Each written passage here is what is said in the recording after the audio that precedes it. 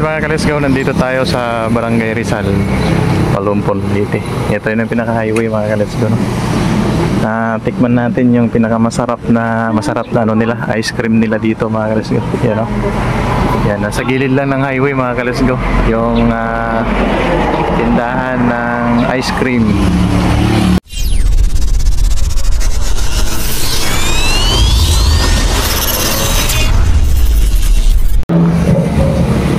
Alright mga ka-let's go, nandito tayo sa Barangay Rizal, Palumpon, Leyte. Ito yun ang pinaka-highway mga ka-let's go, no? Tikman natin yung pinaka-masarap na ano nila, ice cream nila dito mga ka-let's go. Yan, no?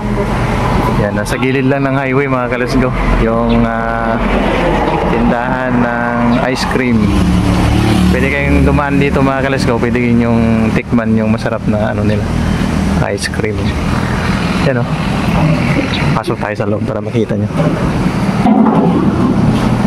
Yun. Ito yung ice cream nila.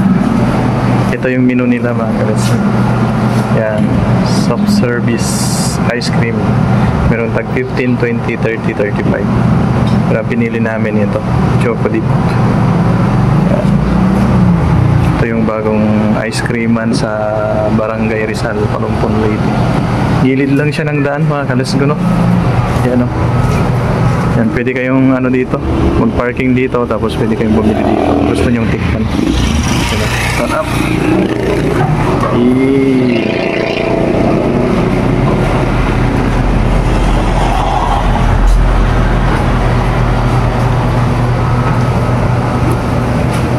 Alright, yun lang yung update natin mga ka-let's go, no?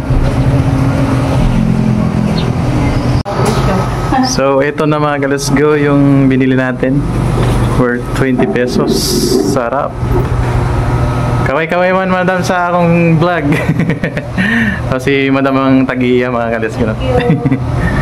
Bisitahin nyo mga ka-let's go sa gilid lang ng mismong crossing ng Barangay Rizal dito sa Palumpon, Leyte.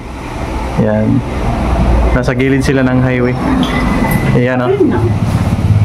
Yun, pwede kayo mag-parking dito mga ka-let's go, tapos tikman nyo yung masarap na ice cream nila dito sa Barangay Rizal. Yan yung ano mga ka-let's go, yung ano nila, pinaka-marking nila. Okay, tikman natin.